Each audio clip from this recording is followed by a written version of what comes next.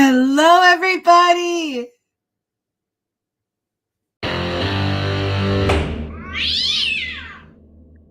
So first time around, we were missing someone, but I know I have seen her pop in since from the waiting room, and that was on the Deetra Lee versus Texas Workforce Commission. I think I've seen Miss Lee come into the Zoom since. I just need her to, yep, there she is. Thank you. And that takes us to this one. Ms. Racanelli, are you ready on the record?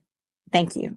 Going on the record, this is GN-25-003128, Deetra Lee versus Texas Workforce Commission. This is Judge Amy Clark Meacham. We are here in our Zoom platform by agreement of the parties on June 24th, 2025. And we will take announcements for the record at this time. Good afternoon, Your Honor. Regina Bost with the Attorney General on behalf of Defendant Texas Workforce Commission. Hello, Your Honor. Deetra Lee on behalf of myself.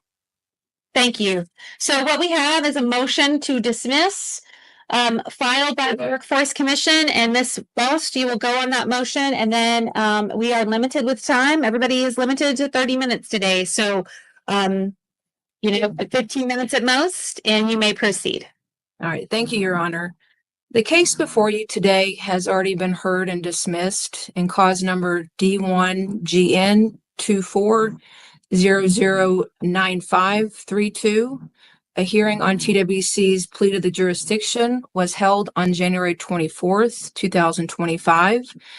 Ms. Lee appeared at that hearing. She gave oral testimony, and there was a record that was made of that testimony.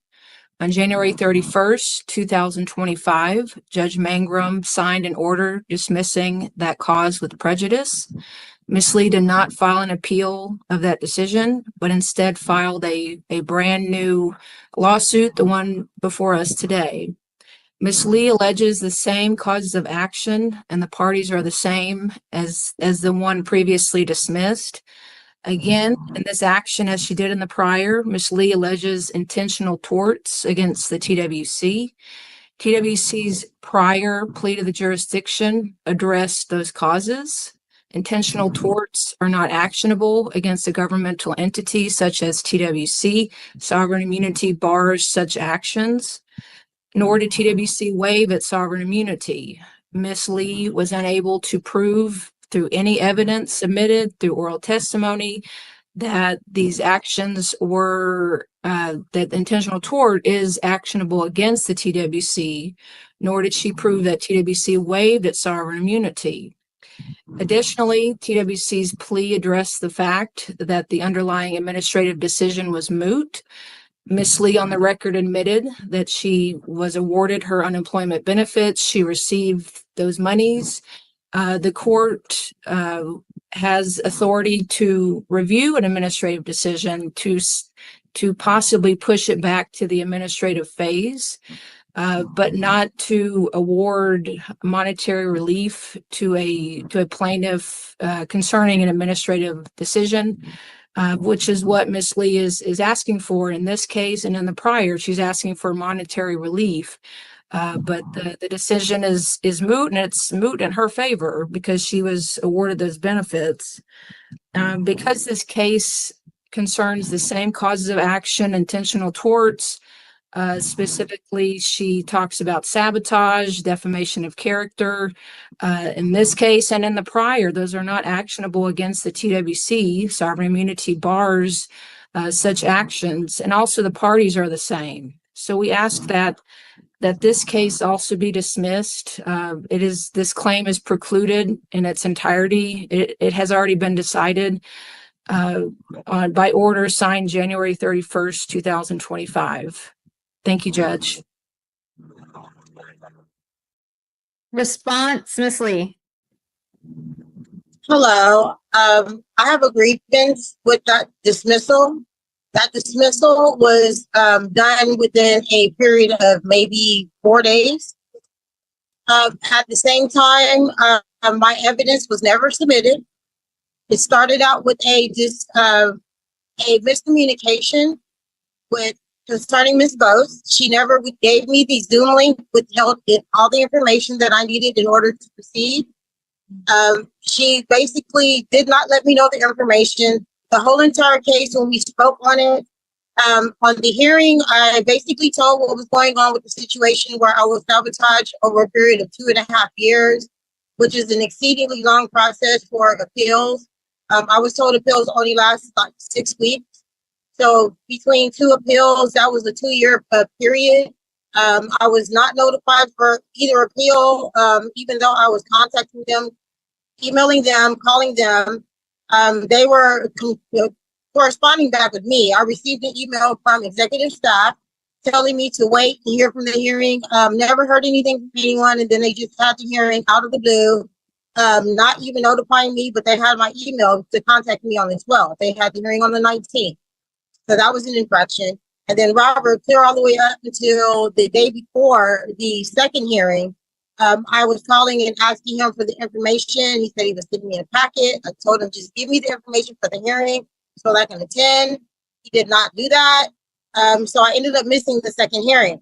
I had to get in contact with Governor Greg Abbott in order to get this pushed. Greg Abbott got in contact with TWC. Next thing you know, we have the third hearing, which is at this point is 2.5 years, over a decision that was given to TWC from Goodwill, which was a wrongful decision. And it basically got me denied. But in the end, we found out that I was telling the truth, which a 5-minute call would have settled all this instead of a 2.5-year period.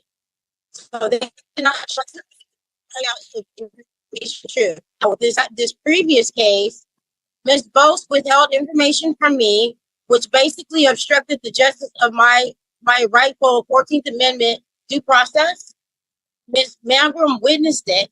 Even though I told Ms. Mangrum about it, she did not do anything about it. She did not reprimand Ms. Bose.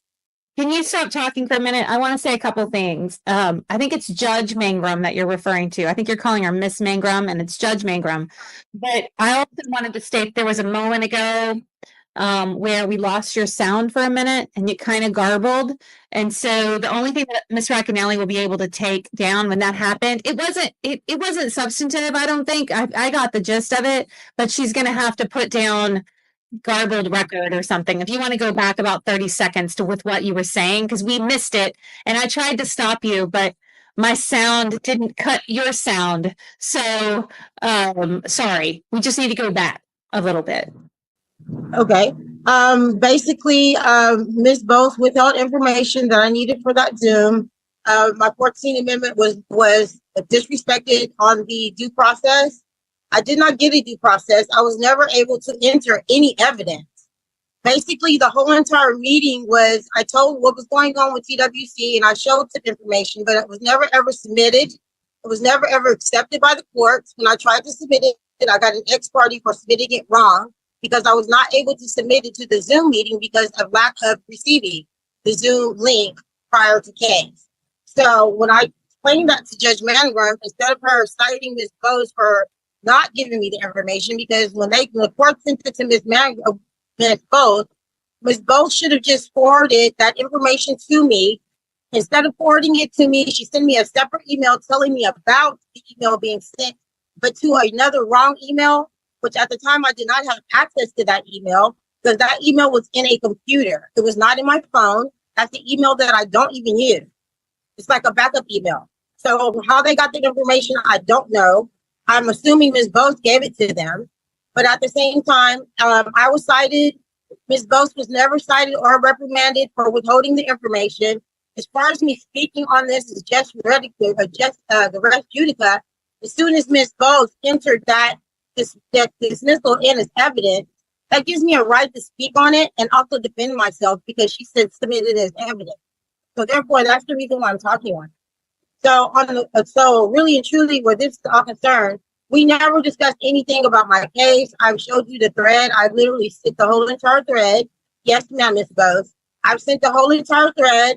We did not discuss anything other than Ms. Bose's issue about the Zoom link and me being late and the fact that she did not give it to me after the hearing was concerned. But like I said, during the hearing, I did try to show some evidence that, like I said, was never submitted, never accepted, or anything like that. So I feel like since my case was not heard and my information was not discussed and it was not entered, I have a right to reopen another case. That's why the court found it okay for me to do so. So therefore, this new case, I want to basically bring up the fact that Ms. Both withheld information from me. Ms. Mangum signed off on it. I was cited twice over this misinformation, and nothing was done for Ms. Both as far as a reprimand.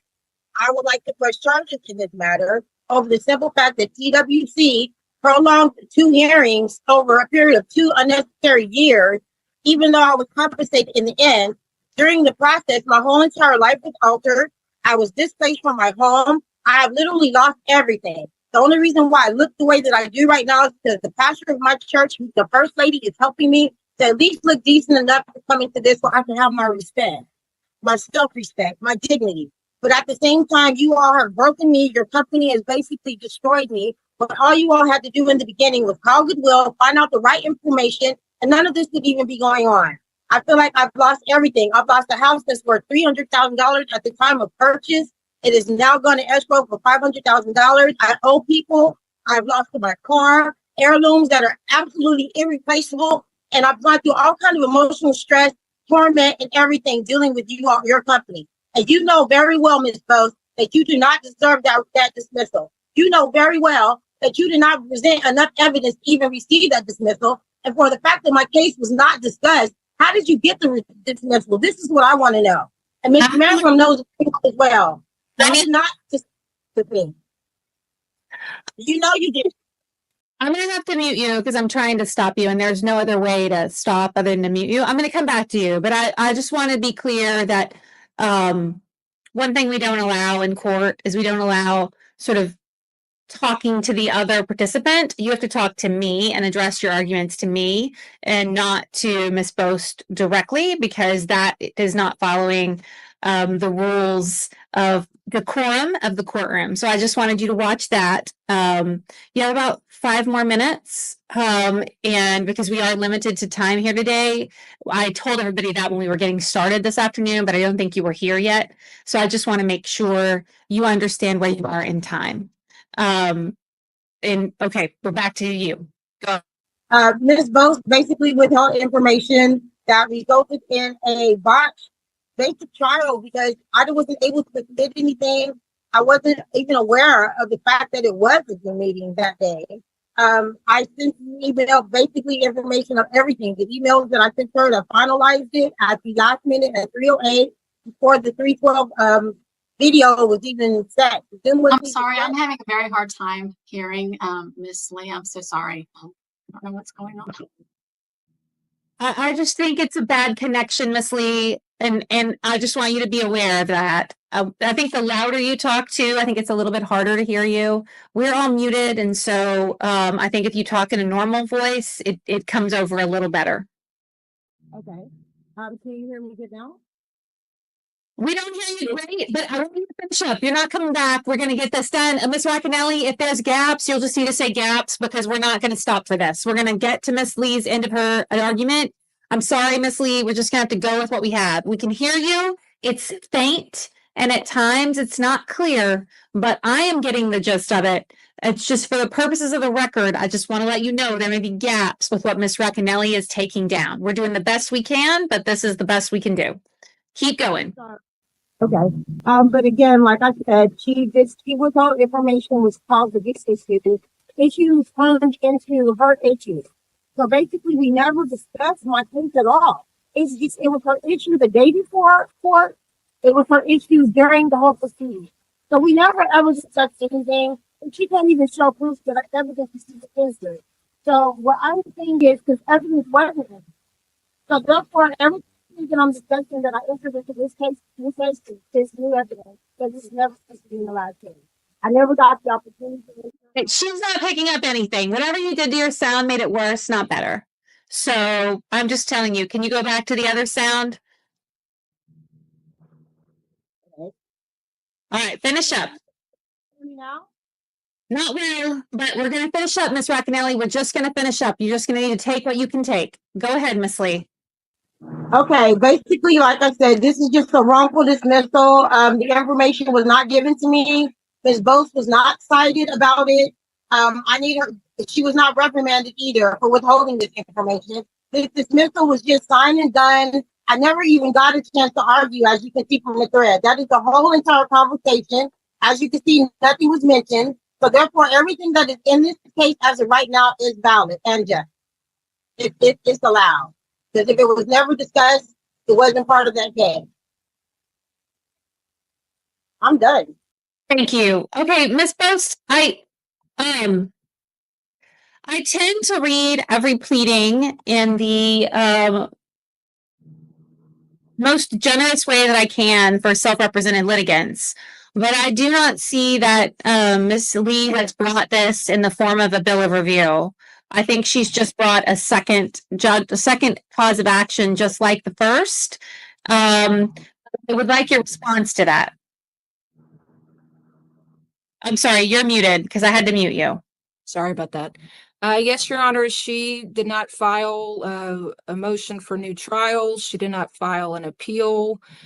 Just simply about almost 90 days after the order was signed, she filed this new lawsuit, alleging the same things, and anything in addition that she thinks is new evidence is not actionable. It's all related to her prior claims of intentional tort, TWC. And Judge, she was on the hearing. She stated her case. She gave her evidence. The record could be transcribed if needed. So she appeared. If she wasn't there, I could say, yeah, let's have another hearing. But she was there. She said her piece, and everything was provided to her. Otherwise, how was she on the Zoom hearing? I mean, she was on the Zoom hearing. Everything was given to her the day before the hearing. So these new accusations are baseless. And I can send you evidence to support that, Judge. I know, to me, the Zoom issue is not the issue. The issue is these causes of action are the same as the prior case. But she wants to keep talking about Zoom, and I withheld evidence from her. That's was not done. Everything was provided to her. I've always been very professional with her, and that's it. So, Miss Lee, where are you located? I am located in San Antonio. And I'm just curious because I don't think it really matters. I'm going to tell you that in a minute. But how did these hearings ever get done by Zoom? How were these ever set by Zoom? Did you want Zoom? Because you're the one who's out of town. I set this up for Zoom this time because I am out of town, but the first meeting was supposed to be in person. Ms. Both knew that. The issue was they went to a Zoom because I had car trouble. And I told her, okay, I might need to go to a Zoom because I can't make it to Austin. Then at the last minute, I found a way. So I told her I can make it there. So as far as I knew, it was supposed to be in person, which is what I requested from the beginning. But from the beginning, Ms. Both wanted it on Zoom. I was against Zoom because I am not computer savvy. I am old school. I'm 49 years old. I'm used to walking into court and giving evidence in court. So I wanted an in court appearance to begin with. So when my car broke down, she took advantage of a situation and set up the Zoom, even though I sent her never mind at 3:08. The Zoom was set at 3:12 anyway. So I feel like the 3:08 email came in before the Zoom was set. I'm pretty sure she received it either before she got on the phone with them or while she was on the phone with them. Did not let them know that came through before it was set, or did not recap with them afterwards to let them know that it was set, and did not call me on my phone to make sure that I was aware of it because I was having Wi-Fi issues. So I'm not understanding how you called me the next day 3 times, but you didn't call me the night before to warn me about it. And then the next day, you're in trouble. This hearing ended at this time because we've gone our 30 minutes. So here's the thing about this. There are concepts at play here, Ms. Lee, that are difficult concepts sometimes, even for lawyers and judges, but there's an issue of plenary power and collateral attack and res judicata, and they mean things. And it means that the case that was originally brought to court was the case that actually is the proceeding that needs to be going forward. And that is a case where you need to look at if there is a way to overturn that judgment. But that is not what you did. And so in that regard, the motion to dismiss in this case is actually quite an easy decision because I only have one decision to make, and that's to grant the motion to dismiss.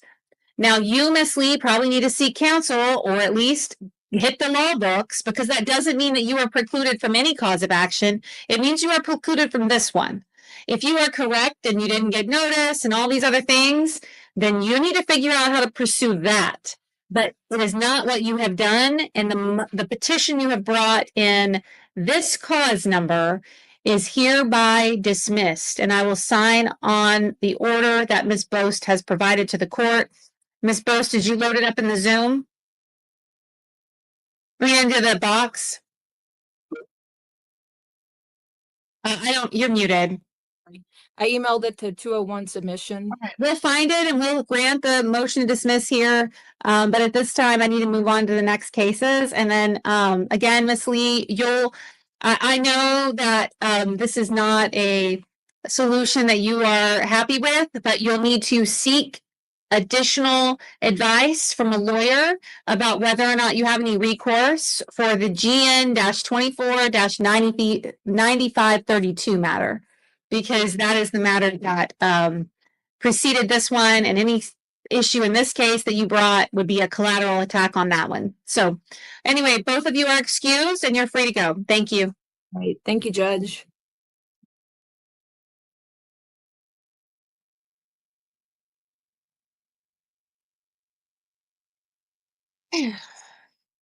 Okay, then we will need to move on.